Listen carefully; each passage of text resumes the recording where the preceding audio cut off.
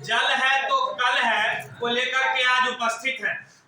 जैसा कि हम सभी जानते हैं कि जल के बिना हमारा जीवन संभव नहीं है, तो आज हम लोग यह जानेंगे कि पृथ्वी पर जल की कितनी मात्रा है और उस जल की मात्रा में हमारे लिए उपयोगी पीने योग्य जल कितने हैं।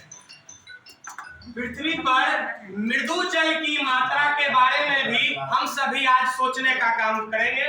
इसके लिए आप जो सब लोग के पास देख रहे होंगे, हमारे टीम मेंबर के पास, ये हमारी उपलब्ध सामग्री के आधार पर हमने बनाया है। हमारा लर्निंग आउटकम है पृथ्वी पर उपलब्ध मृदु जल की मात्रा को जानते हैं, हिमनद, ध्रुवीय बर्फ और पहाड़ के बारे में जानते हैं, भौम जल स्तर के बारे में जानते हैं। इसके लिए हमने एक गतिविधि की है।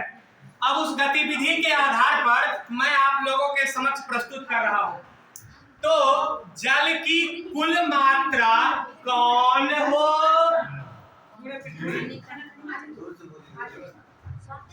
जल की कुल मात्रा कौन हो?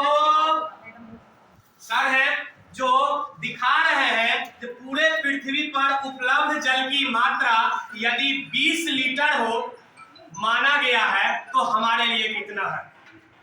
उसके बाद आप देख रहे होइएगा, हमारे पास हमने एक मग को रूपक में लिया है, जिसके आधार पर यह बताया गया है कि इस जल में मृदु जल कितना है।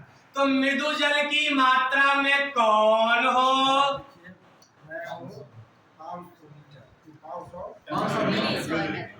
अब आप सोचने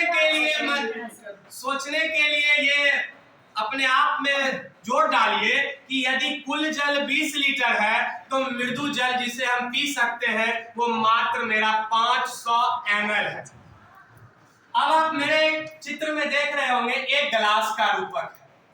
यह गिलास आपको यह बता रहा है कि भौम जल स्तर कितना। भौम जल स्तर में कौन हो? मैं हूँ भौम जल स्तर।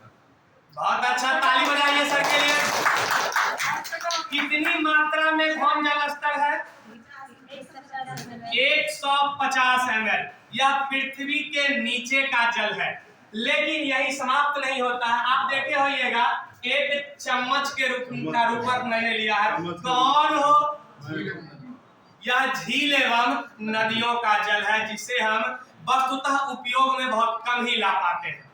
इस प्रकार से आप देख रहे हैं कुल जल की मात्रा, मृदु जल की मात्रा, भौम जल की मात्रा और नदियों के जल की मात्रा, यह हमारे जल का वर्तमान परिदृश्य है। इसलिए हमें इस जल को संरक्षित रखना है, बचाना है, ताकि आने वाली पीढ़ी के लिए जल ही तो कल ही का नारा बुलंद हो।